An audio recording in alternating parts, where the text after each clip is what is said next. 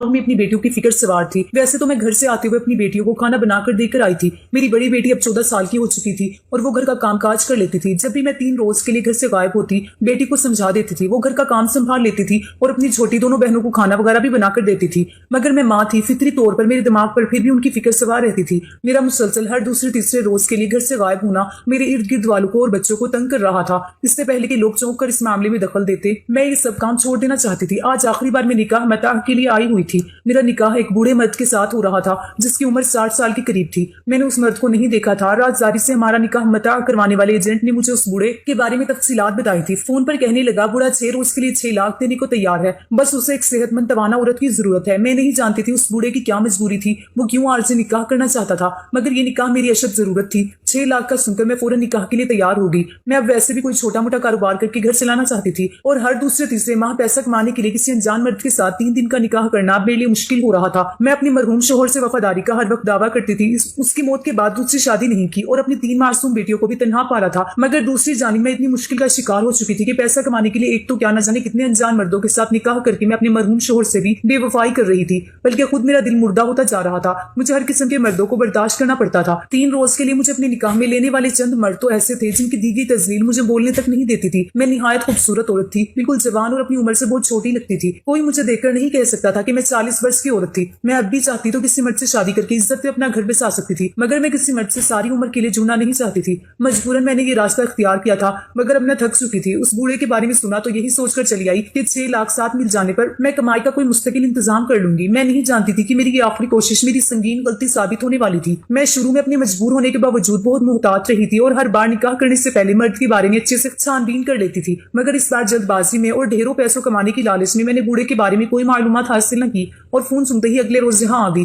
सादगी से तैयार होकर मैं निकाह होने का इंतजार कर रही थी। मैं उलझी हुई थी। उस बार 3 दिन के बजाय 6 दिन की बात हुई थी। मेरी बड़ी बेटी बहुत कमजोर और समझदार बच्ची थी, मगर छोटी दोनों बेटियों को अब मेरा 3-3 दिन घर से बाहर रहना खटकने लगा था। वो मुझसे सवाल करने लगी थी और नागवारी का इजहार करती थी। मैं जानती थी बच्ची अब स्कूल जाने वाली हो गई थी, उनकी उम्र बढ़ चुकी थी। मेरा 3 दिन के लिए गायब हो जाना मेरी बेटियों को शक में मुब्तला कर रहा था। उन्हें लगता था कि मैं किसी नाजायज काम में मुब्तला हूँ, क्योंकि मैंने अपनी बेटियों को कभी हकीकत नहीं बताई थी, क्योंकि मैं जानती थी निकाह मता हलाल अमल नहीं है। पहले से मुतय्यन मुद्दत तय किया जाने वाला निकाह सरासर नाजायज होता है और निकाह मता में ऐसा ही होता है। वक्त मुकर्रर कर लिया जाता है और उस मुकर्रर वक्त पर खुद ब खुद तलाक हो जाती है। निकाह मता को इस्लाम से कबल जायज निकाह माना जाता था, मगर हुजूर सल्लल्लाहु अलैहि वसल्लम ने ग़ज़वा खैबर के मौके पर निकाह मता को नाजायज और क़यामत तक हराम करार दिया था। अपने दिल की तस्कीन और खुद को झूठी तसल्ली देने के लिए मैं निकाह मता करती थी, मगर मेरे दिल में अंदर कहीं ख्याल अक्सर उठता था कि मैं निकाह मता के नाम पर वही गुनाह कर रही थी जिस गुनाह से बचने के लिए मैं खुद को हर बार 3 रोज के लिए एक अनजान मर्द से बांध लेती थी। मेरे हालात मेरी नजर में इतने बुरे थे कि मेरे पास निकाह मता से पैसे कमाने के अलावा कोई रास्ता न था, मगर ये खुद को मुतमईन करने की कोई माकूल दलील नहीं थी। मेरी बेटियां ज़हीन और आज के दौर की लड़कियां थी।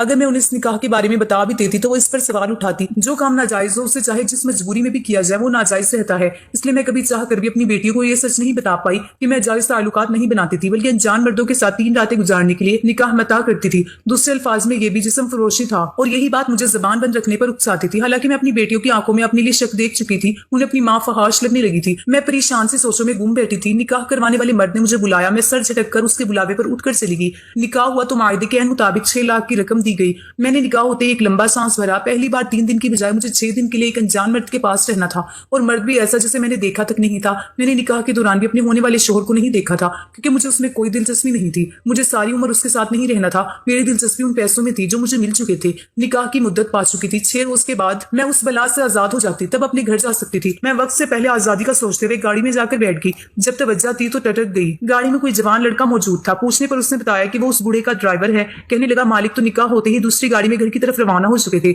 उन्होंने मुझे जिम्मेदारी सौंपी कि आपको घर पहुंचाऊं। मैं हैरान हो गई, क्योंकि मुझे हमेशा मर्द खुद ले जाते थे और ज्यादातर घर ले जाने की बजाय किसी होटल या आरजी ठिकाने का इंतखाब करते थे। उस बूढ़े ने मुझे अपने साथ घर ले जाना गवारा नहीं किया था। उसका ड्राइवर मुझे गाड़ी में घर ले गया। मुझे निकाह के बाद पहली बार तब बूढ़े की हरकत का ढकने पर मजबूर कर गई, मगर मैंने ये सोचकर तवज्जो नहीं दी कि अमीर मर्द के लिए यकीनन मुझे ऐसी औरत को अपने शाना बिशाना लेकर घर तक जाना आसान नहीं होगा। पहली बार मेरे दिमाग में ये सवाल उठाया था कि आखिर बूढ़े ने मुझसे निकाह क्यों किया था। अगर उसे बाकी मर्दों की तरह वक्त गुजारी और तस्कीन चाहिए होती तो यकीनन वो मुझे किसी होटल में ले जाता, और चंद रोज के यहाँ मैं एक लम्हे के लिए भी इसकी मौजूदगी में इत्मीनान से बैठ नहीं पा रही थी। उसे देखने के बाद मेरे दिल में अजीब सा खौफ और कराहत पैदा हुई थी। हालांकि ये आर्जी निकाह था और मैं जानती थी कि मुझे चंद रोज बाद बूढ़े से हमेशा हमेशा के लिए छुटकारा मिल जाता। मैं आम सी औरत थी। मैंने हर उम्र के हर शक्लो सूरत वाली मर्द के साथ गुजारा किया, मगर उस बूढ़े के चेहरे पर अजीब से निशानात थे जो उसे बहुत खौफनाक बना रहे थे। मैं जो 6 रोज उसके साथ गुजारने का सोच कर आई थी। मैं नहीं जानती थी कि कितनी बड़ी गलती कर आई थी और अब मेरा क्या अंजाम होने वाला था। अगर मुझे जरा भी अंदाजा होता तो शायद मैं उस घर में कदम रखने से पहले ही भाग जाती। बूढ़े ने मुझसे चंद बातें की। कहने लगा, मैं बहुत उसूल परस्त इंसान हूँ, ना मैं अपनी मर्जी के खिलाफ कोई काम बर्दाश्त करता हूँ, ना ही मैं अपनी बात की नफी बर्दाश्त कर सकता हूँ। अगर मेरी बात से इनकार किया जाए तो मैं सख्त तरीन सजा देता हूँ। मैं बिल्कुल रहम नहीं करता, इसीलिए मैं तुम्हें पहले ही रोज बाखबर कर रहा हूँ। बूढ़े की बात पर मैं परेशान हुई। उसकी उसूल परस्ती का तो मुझे यही से अंदाजा हो गया था कि वो चंद रोज के लिए आई मेहमान औरत को भी अपने उसूल और घर के तौर तरीके बता रहा था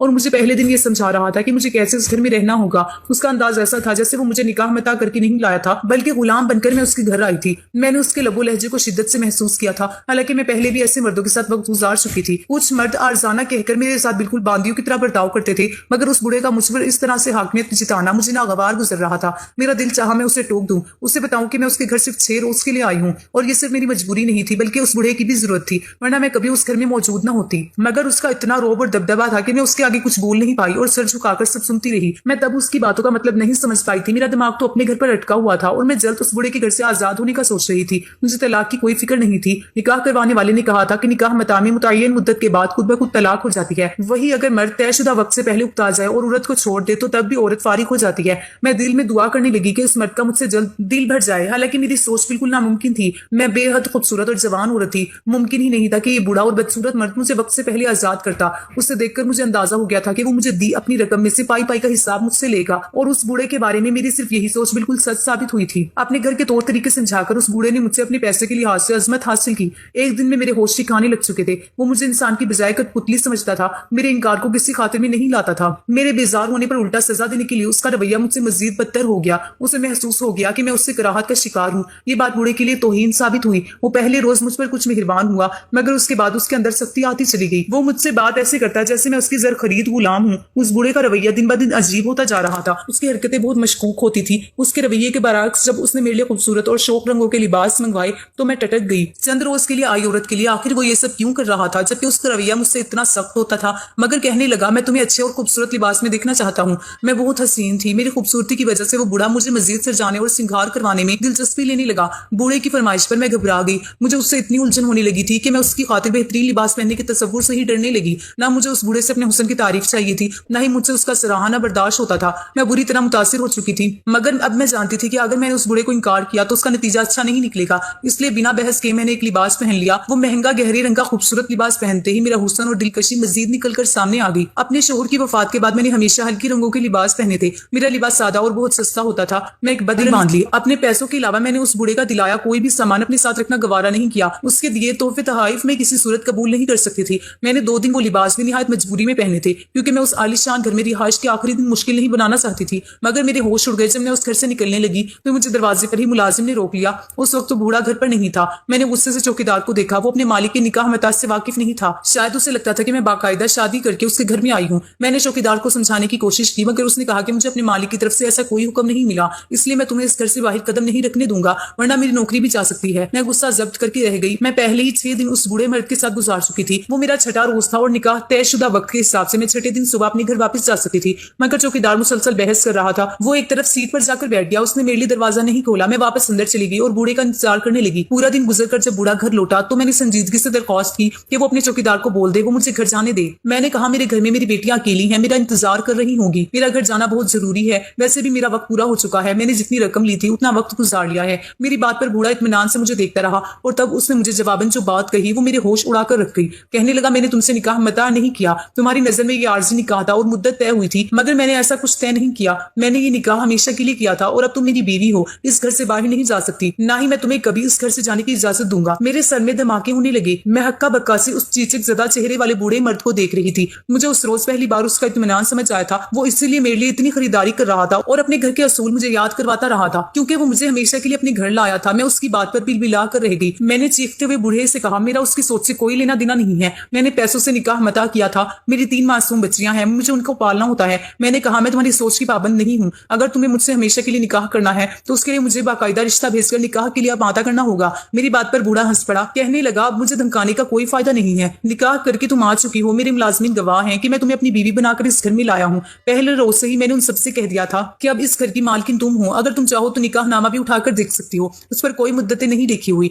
वो कहने लगा, ये तुम्हारी गलती है कि तुमने लापरवाही से आंखें बंद करके उस एजेंट पर यकीन कर लिया जिसने हमारा निकाह نکاح کروایا تھا کیونکہ میں نے اس سے پہلے صاف الفاظ میں بتا دیا تھا کہ مجھے بڑھاپے کا سہارا ایک صحت مند جوان بیوی چاہیے. میں 2 مردوں کے ہاتھوں بے وقوف بن چکی تھی. وہ بوڑھا میری کوئی بات سننے کو تیار نہیں تھا. وہ وہاں سے اٹھ کر چلا گیا. میں اکیلی چیختی رہی, چلاتی رہ گئی. مجھے اپنی بیٹیوں کی فکر ستا رہی تھی. نہ جانے 6 روز انہوں نے کیسے گزارے تھے. محلے والے اچھے تھے مگر میں اس معاملے میں کسی پر یقین نہیں کر سکتی تھی. روتے ہوئے اپنے بال نوچنے لگی, اپنی حرکت پر پچھتانے لگی. میں نکاح متا کے نام پر ہر بار گھر سے غائب ہوتی تھی اور ہر وقت میں اسی طرح خوف کا شکار رہتی تھی کہ نہ جانے گھر واپس جانے پر میری بیٹیاں مجھے کس حال میں ملیں گی. ہر بار میری بے بسی اور دعاؤں پر اللہ نے میری بیٹیوں کی حفاظت کی تھی. مگر میں سبق حاصل کرنے کی بجائے اگلی بار پھر سے جو مرد زیادہ پیسے کی آفر کرتا میں اس سے نکاح کر کے چل پڑتی تھی. اس بار بھی میں نے توبہ کرنے کی بجائے ایک آخری بار وہ ناجائز نکاح کرنے کی ٹھان لی تھی. مگر شاید میری پکڑ ہو چکی تھی. بوڑھا کچھ سننے کو تیار نہیں تھا. میں اس کی منتیں کرتی رہی. وہ بہت مشکل سے بس اتنا ہی مانا. کہنے لگا, مجھے گھر میں زیادہ شور شرابہ پسند نہیں ہے. اگر تم چاہو تو اپنی بیٹیوں کو اس گھر میں لا سکتی ہو, مگر انہیں پہلے سے سمجھا دینا کہ وہ میری نظروں کے سامنے نہیں آئیں گی اور ایک کمرے میں خاموشی سے رہیں گی. میں تمہیں مانا اتنا فرض برداشت کیا تھا کیونکہ اس سے چھٹکارا حاصل کرنے کے بعد میں ساری زندگی پلٹ کر اسے نہیں دیکھوں گی. وہ مجھے کسی کھلونے کی طرح استعمال کرتا رہا اور میں خاموشی سے غلام بنی رہی کہ یہ چند روز کی پریشانی ہے. میں نہیں جانتی تھی کہ وہ بوڑھا مجھے ہمیشہ کے لیے اپنے اس عالیشان گھر میں قید کر چکا تھا. چند روز میں غصہ اور نفرت کا اظہار کرتی رہی, اپنی گھر کی ضد کرتی رہی, مگر اس بوڑھے کے کان پر جوں تک نہیں رینگی. وہ مجھے ان پسندیدہ ملبوسات میں سجا سوار کر کسی گڑیا کی طرح اپنے سامنے بٹھائے رکھتا تھا. اگر میں کبھی غصے اور نفرت سے انکار کرتی تو وہ مجھے پاگلوں کی طرح مارنے لگتا تھا. اس کے دل میں واقعی رحم نہیں تھا. میں چند دنوں میں ہی تھک گئی. کمزور سی عورت تھی, غلطی کر بیٹھی تھی. اپنی غلطی کی سزا بھگتنے کے علاوہ اب کوئی چارہ نہیں تھا. میں سمجھ گئی وہ بوڑھا مجھے کبھی آزاد نہیں کرے گا. مجھے ایک ملازم نے اس کے بارے میں سب بتا دیا تھا. اس کی پہلی بیوی بھی میری طرح بہت خوبصورت عورت تھی. وہ نفسیاتی بوڑھا اسے بھی ایسی سجا سوا کر کسی کھلونے کی طرح استعمال کرتا تھا اور چاہتا تھا کہ وہ ہر حکم اور ہر بات پر سر جھکا کر رہے. ملازمین نے بتایا کہ بوڑھے کی پہلی بیوی کسی روبوٹ کی طرح اس کے ساتھ رہی. اس کے 2 بیٹے ہوئے اور پھر وہ عورت اس قید میں ذہنی اذیت کا شکار ہو کر مر گئی تھی. بوڑھے نے اپنے بچوں کو بہت اچھی تعلیم دی, پڑھایا لکھایا, مگر وہ جوان ہوئے تو اپنے باپ کو چھوڑ کر ملک سے باہر چلے گئے اور واپس کبھی پلٹ کر نہیں آئے. وہ بوڑھا اکیلا تھا اور سہارے کا متلاشی تھا. میری لالچ مجھے اس بوڑھے تک لے آئی.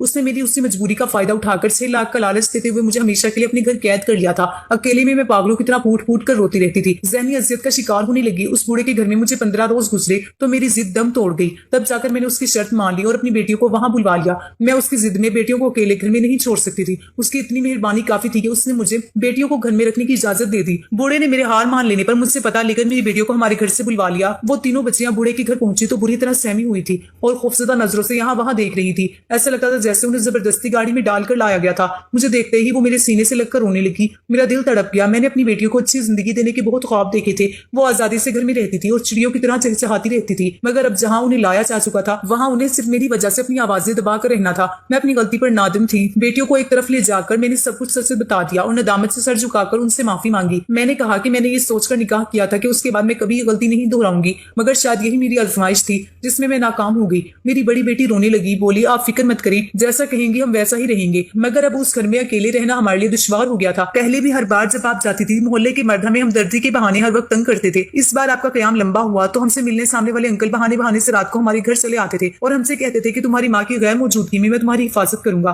اسی لیے فکر مت کرو اور کوئی بھی پریشانی ہو تو مجھے بتا دینا. میری بیٹیاں سہمی ہوئی تھی جبکہ یہ سن کر میری سانس رکنے والی ہو گئی. اگر میں مزید دیر کر دیتی تو شاید میری معصوم بیٹیوں کی زندگی تباہ و برباد ہو جاتی. ان کے کچے ذہنوں میں ان مردوں کے ایسے رویے محفوظ ہو گئے تھے. میں رونے لگی. میری بیٹیاں خوف زدہ تھی مگر مجھے کبھی کچھ بتایا نہیں تھا. انہیں میں نے اتنا اعتماد بھی نہیں دیا تھا کہ وہ مجھے اپنا خوف بتا سکے. میں نے بیٹیوں کو اچھی زندگی دینے کا خواب دیکھا تھا مگر بری طرح ناکام ہوئی. میری ساری محنت اور قربانی ضائع ہو گئی. مجھے اس روز سمجھ آئی کہ اسلام نے اکیلی عورت کو عزت سے دوسرا نکاح کر دینے کا راستہ کیوں دیا تھا. اگر میں عزت سے گھر بسا لیتی تو مجھ پر اور میری بیٹیوں پر یہ وقت کبھی نہ آتا. اس بوڑھے نے ہم ماں بیٹیوں کو پناہ دی مگر چند دنوں میں ہی اس نے میرے ساتھ غلاموں جیسا رویہ رکھ کر مجھے میری بیٹیوں کی نظروں میں گرا دیا. جب میری بیٹیوں نے میرے گھر میں ایسی اہمیت دیکھی تو بالکل گمراہ ایک کمرے میں قید ہو کر رہ گئی. ہمیں اس بوڑھے کے گھر رہتے ہوئے 5 ماہ ہو چکے ہیں. میرے پاس آزادی کی